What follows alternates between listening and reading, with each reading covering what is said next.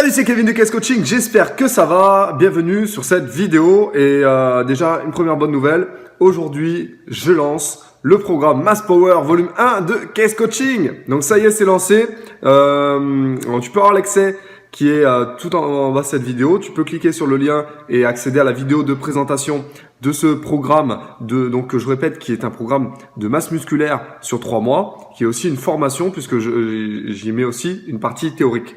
Donc il y a la partie théorique, la partie pratique. La partie théorique pour apprendre toutes les bases de comment on prend du muscle, puis aussi tous les outils pour bien commencer. Et puis la partie pratique, puisque pendant 3 mois, tu vas pratiquer sur toi-même. Et le but, c'est de te faire gagner beaucoup de masse musculaire en un temps record, donc en 3 mois. Donc cette formation Mass Power Volume 1, tu peux accéder, je répète, en cliquant sur le lien qui est en bas. Tu as juste à laisser après l'adresse mail et puis accéder à la vidéo de présentation, sachant que je fais une petite remise pendant seulement 7 jours. Donc n'hésite pas à y accéder le plus rapidement possible.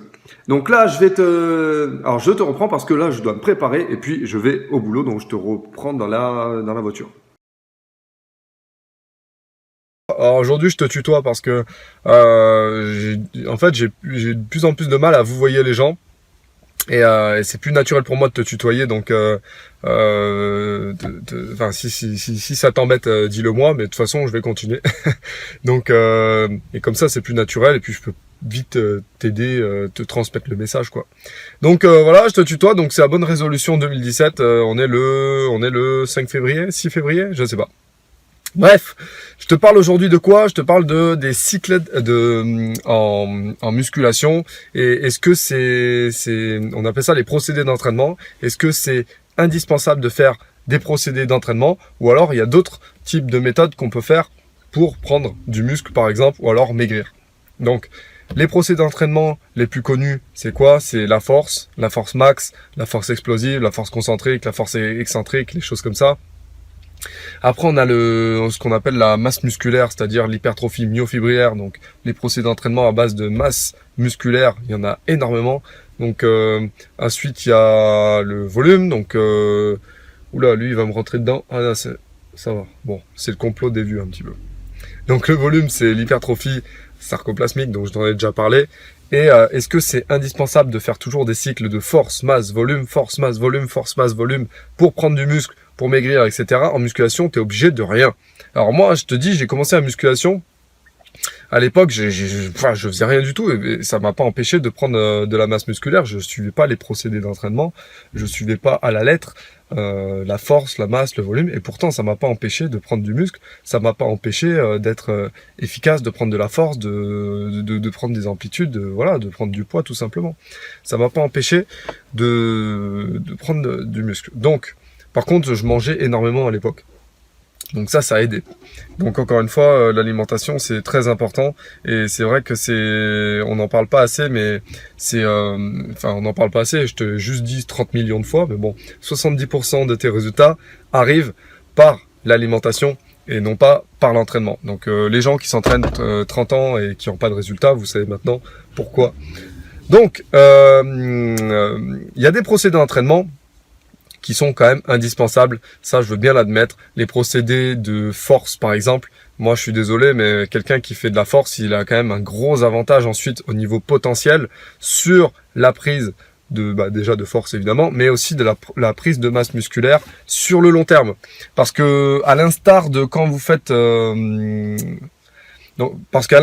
quand tu fais par exemple de l'afterburn effect, quand tu veux maigrir, quand tu utilises justement cet afterburn par des procédés style des circuits intenses avec de l'intensité, tu mets sur une courte période et ça va te faire un afterburn sur plusieurs jours, voire plusieurs semaines.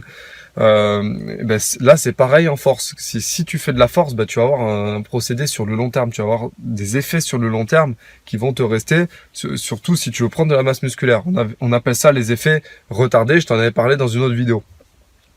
Et d'ailleurs, ces effets retardés se font sentir surtout quand plusieurs semaines après avoir fait de la force. Donc la force, moi je suis désolé, mais enfin il y en a qui vont peut-être pas être d'accord, mais c'est vraiment la base, les fondations, c'est vraiment le ric-rac de la musculation. Il faut en faire, même si on n'aime pas ça, même si on sent pas nos muscles. C'est vrai qu'en force au max, on sent pas forcément nos muscles travailler.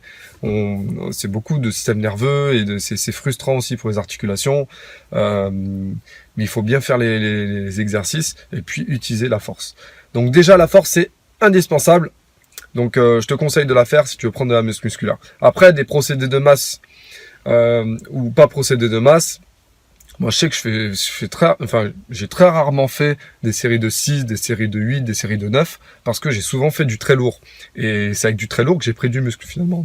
Donc ceux qui disent déjà que la force fait pas prendre du muscle, c'est pas forcément vrai. C'est comme si on disait que les séries de 10, les séries de 12 font pas prendre du muscle parce que c'est que du volume et que le volume c'est que l'augmentation du carburant musculaire, du sarcoplasme, enfin bref.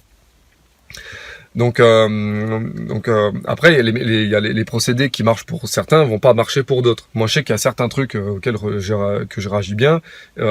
Certains de mes élèves réagissent bien à certains programmes alors que moi je vais pas réagir à ces programmes-là.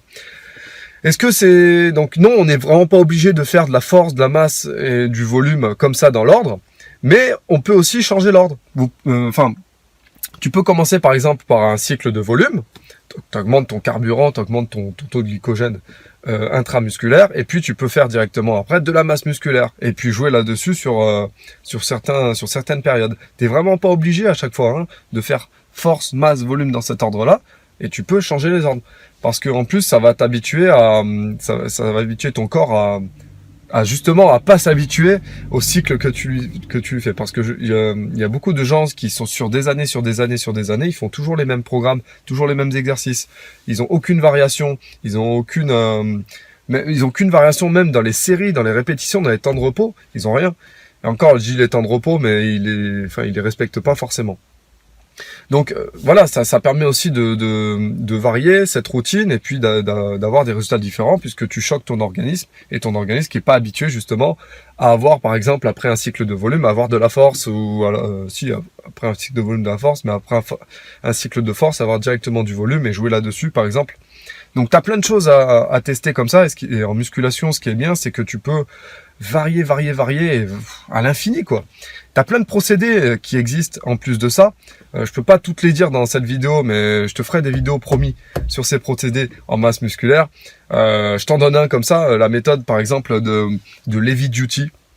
La méthode de Heavy Duty, tu vois, au lieu de faire des séries de 6, de 8, de 9 avec 3 exos ou 4 séries de 7, voilà, à chaque fois faire les mêmes exercices, tu peux changer. Alors Heavy Duty par exemple, teste-le à ta salle si tu y vas ce soir ou demain. L'heavy duty c'est quoi? Par exemple, tu prends ton 6 RM ou ton 8 RM. Allez, ton 6 RM. Donc ton 6 RM, tu sais ce que c'est par exemple sur du développé couché, c'est ton 6 RM, c'est le poids qu'il te faut pour soulever 4 fois 6 répétitions au maximal. Donc si tu fais 4 fois 6 à 80, t'es pas capable normalement de faire une 7e répétition. Donc on appelle ça le 6 RM, donc le 6 répétitions maximales. Donc tu prends ce poids-là. Et puis sur l'heavy duty, tu vas faire donc 6 répétitions à ces 80 kg par exemple. Tu demandes à quelqu'un de se mettre derrière la barre et tu vas faire 6 répétitions, 2 répétitions forcées, donc c'est-à-dire aidées. Donc la 7 et la 8 normalement t'es pas capable de les passer toi-même puisque tu es en 6 RM. Donc tu vas te faire aider pour la 7 et la 8, donc tu fais des répétitions forcées, on appelle ça. C'est pas des répétitions qui sont trichées puisque tu as demandé à ton collègue de t'aider à soulever la 7 et la 8. Et une fois que tu as fait la 7 et la 8, arrivé à la 8e, tu vas faire ce qu'on appelle une négative ou une méthode excentrique. Donc tu freines la charge sur par exemple 15 secondes, le plus longtemps possible, tu freines ta charge, puis ton collègue va t'aider à la remonter, et puis tu en fais une deuxième. Donc tu fais 6 répétitions, plus 2 aidées, plus 2 négatives.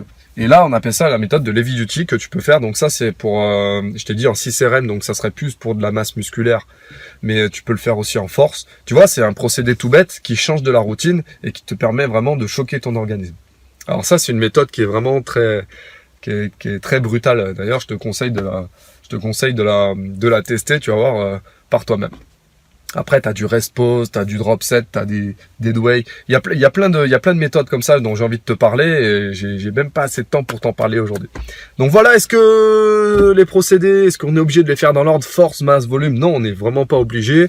À la base, on le fait, mais pour varier et pour dire à ton organisme, tiens, développe-toi, bah, tu peux varier cette routine d'entraînement en procédant à des changements de place. Donc volume, masse, force, si tu veux, dans le désordre, tu peux faire, il n'y a pas de problème. Des fois, tu fais même des séries beaucoup plus longues, des séries de 20, des séries de 25.